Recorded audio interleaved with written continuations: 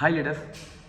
So network இண்டஸ்ட்ரிக்குள்ளே இன்றைக்கி நிறைய நபர்கள் யாரோ ஒரு நபர்களை ஸ்டேஜில் பார்த்து இம்ப்ரெஸ் ஆகி ஸோ அவங்களோட ஆட்டிடியூட் பார்த்து அவங்களோட இன்கம் பார்த்து அவங்களோட லைஃப் ஸ்டைல் பார்த்து ஸோ நம்ம உள்ளே வந்துடுறோம், நெட்வொர்க்குள்ளே வந்துடுறோம். பட் ஆனால் அவங்கள பார்த்து வந்த நம்ம அவங்கள மாதிரி மாறணும்னு ஆசைப்படுறோம். பட் அவங்கக்கிட்ட நம்மளால் ரீச் பண்ணவே முடியல, அவங்ககிட்ட நம்மளால் போகவே முடியல. பிகாஸ் அவங்க பார்த்தீங்கன்னா அந்த கம்பெனியோட செலிப்ரிட்டியாக இருப்பாங்க, மிகப்பெரிய லீடராக இருப்பாங்க, எவர் கிரீன் ஸ்டாராக இருப்பாங்க, எப்போ பார்த்தாலும் அவங்களோட பேர் ஒழிச்சுக்கிட்டே இருக்கும். ஸோ அந்த மாதிரி சில நபர்கள் இருப்பாங்க. பட் நம்மளை இந்த இண்டஸ்ட்ரிக்குள்ளே கொண்டு போனவங்க இப்போ தான் மேபி அவங்க இந்த பிஸ்னஸ் இப்போ தான் ஸ்டார்ட் பண்ணியிருப்பாங்க, நெக்ஸ்ட் லெவல் போகிறதுக்கு ஸ்ட்ரகிள் பண்ணிட்டு இருப்பாங்க.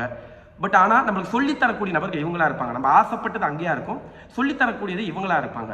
ஸோ இதனால இந்த நம்ம ஒரு கண்டினியூட்டி இல்லாமே பார்த்தீங்கன்னா ஸ்ட்ரகிள் பண்ணிக்கிட்டே இருப்போம், பெரிய லெவலில் ஜெயிக்க முடியாது.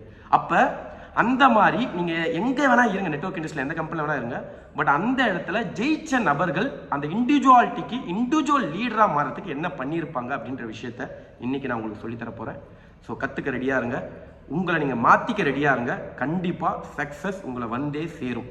ஸோ ஃபஸ்ட்டு விஷயம், அந்த இண்டிவிஜுவாலிட்டி நம்ம எடுக்கணும் அப்படின்னா அதுக்கு பேசிக் சில விஷயங்களை தெரிஞ்சிருக்கணும். இப்போ நம்ம எக்ஸாம் எழுதுகிறோம், எதன் அடிப்படையில் மார்க் கொடுக்குறாங்கன்னா, நம்ம இப்போ எக்ஸாம்பிள் நான் ஸ்கூலில் படிக்கிறேன் அப்படின்னா 100 மார்க்ஸ் எனக்கு கேள்வி கேட்பாங்க. அதில் எனக்கு எத்தனைக்கு ஆன்சர் தெரியுதோ அவ்வளோ மார்க். ஸோ பேசிக்காக 35 எடுத்தா பாஸ், 50 எடுத்தா பாஸ் அப்படின்னு சொல்லியிருக்காங்க. அப்போ இங்கே நெட்வொர்க் மார்க்கெட்டிங்கில் அதுதான், நீங்கள் பெரிய லீடர் ஆகிறீங்கன்னா நீங்கள் எப்படி எல்லா கேள்விகளுக்கும் ஆன்சர் பண்ணுறீங்க, உங்களோட எதிராளி எப்படி கேள்வி கேட்குறாங்க அதை எப்படி நீங்கள் ஆன்சர் பண்ணுறீங்கன்றது தான் உங்களோட தகுதியை நிர்ணயிக்கும், நீங்கள் ஸ்டாராக மாற முடியும். அப்போ இந்த இடத்துல நீங்கள் பேசிக்காக உள்ளே போகும்போது கண்டிப்பாக ஜீரோவாக தான் இருப்பீங்க, உங்களுக்கு எந்த கேள்விக்குமே ஆன்சர் தெரியாது. அவங்களும் அப்படி தான் இருந்திருப்பாங்க. அப்போ எப்படி அவங்க மாறினாங்க அப்படின்னு கேட்டிங்கன்னா, இது நீங்கள் நல்லா மானிட்டர் பண்ணுங்கள். நீங்கள் இப்போ புதுசாக ஜாயின் பண்ணியிருக்கீங்கன்னு வச்சுக்கோங்க, நெட்வொர்க்குள்ளே ஜாயின் பண்ணியிருக்கீங்க.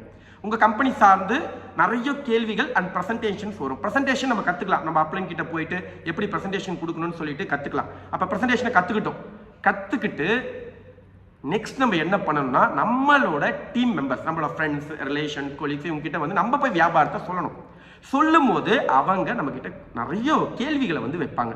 இதுக்கு என்ன, இது எப்படி, இந்த மாதிரி நிறைய கேள்விகள் வைப்பாங்க. இந்த இடத்துல நிறைய பேர் தப்பு பண்ணுறதுக்கு காரணம் என்னன்னா, தன்னோட அப்ளைனை டைரக்டாக கூட்டு போயிடுறீங்க. இந்த இடத்துல கூட்டு போகக்கூடாது, அந்த இண்டிவிஜுவாலிட்டி எடுக்கணும். அந்த பெரிய லீடராக மாறணும்னா இந்த விஷயத்த பண்ணணும். இந்த ஃபார்முலா ஃபாலோ பண்ணுங்க. உங்களுக்கு தேவையான நேம் லிஸ்ட் எடுத்து அவங்க கிட்ட இந்த வியாபாரத்தை பற்றி சொல்லும் போது உங்களுக்கு அவங்க கேட்குற எந்த கேள்விக்கு, அதாவது அவங்க தான் கொஸ்டின் பேப்பர் மாதிரி, அவங்க கேட்குற எந்த கேள்விக்கும் ஆன்சர் தெரியல அப்படின்றது பிரச்சனையே கிடையாது.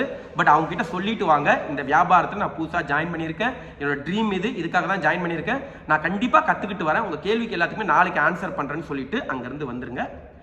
எவ்ரி நைட் உங்கள் அப்ளைன் கூட கம்யூனிகேஷன் இருங்க. அப்ளைன் கிட்ட ஃபோன் பண்ணி, சார் இந்த மாதிரி நான் ஃபீல்டுக்கு போனேன், இந்த மாதிரி அப்டக்கல்லாம் எனக்கு வந்துச்சு, இவ்வளோ கொஸ்டின்ஸ் ரைஸ் ஆச்சு, இதுக்கு எனக்கு ஆன்சர் சொல்லுங்கன்னு சொல்லிட்டு ஒரு நோட் எடுத்து, டைரி எடுத்து நோட் பண்ணுங்க. இப்போ எக்ஸாம்பிள் அவங்க 10 கேள்வி கேட்டாங்க, அந்த 10 கேள்வியை உங்கள் அப்ளைன் கிட்ட கேட்டு ஆன்சரை கெயின் பண்ணிட்டீங்க.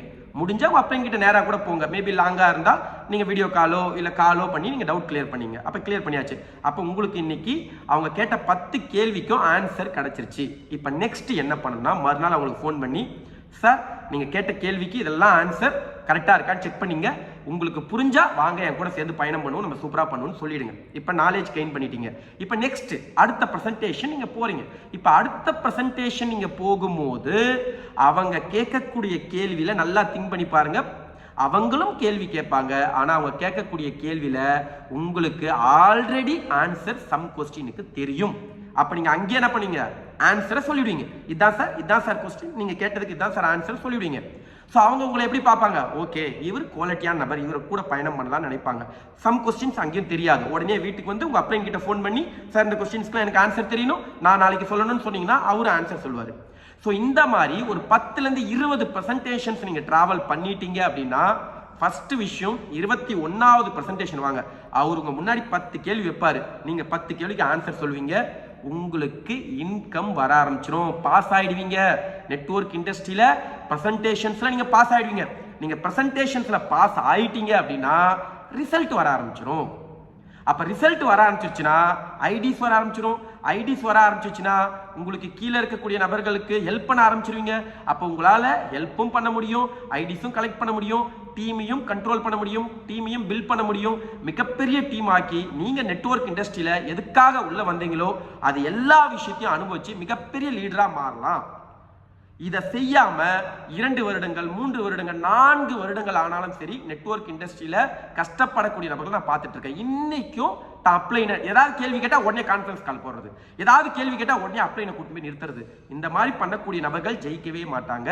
தான் ஃபேஸ் பண்ணி தான் கத்துக்கிட்டு அதை என் டீமுக்கு டெலிவரி பண்ணக்கூடிய நபர்கள் கண்டிப்பா இன்னைக்கு இந்த வீடியோ பார்த்துட்டு இருக்க நீங்க இன்னைக்கு முடிவெடுத்து இன்னைக்கு நீங்க மாறினா கூட இன்னிலிருந்து 3 மாசம் இந்த பேட்டர்ன்ல நீங்க மாறிட்டீங்க அப்படின்னா 3 மாதம் கழித்து உங்க கம்பெனில உங்க பேர் ஒவ்வொரு நபரும் சொல்லக்கூடிய நபரா மாறிவிடுவீங்க. கொஞ்ச நாட்கள் கழித்து அந்த கம்பெனில மிகப்பெரிய ஸ்டார் லெவல்ல நீங்க இருப்பீங்க. கண்டிப்பா நீங்க எல்லாரும் மாறணும். நெட்வொர்க் இண்டஸ்ட்ரியை மிகப்பெரிய இடத்துக்கு கொண்டு போகணும். கண்டிப்பா உங்க எல்லாரையுமே நான் டாப் பிளேஸ்ல பாக்குறேன். Wish you all the best. Thank you so much.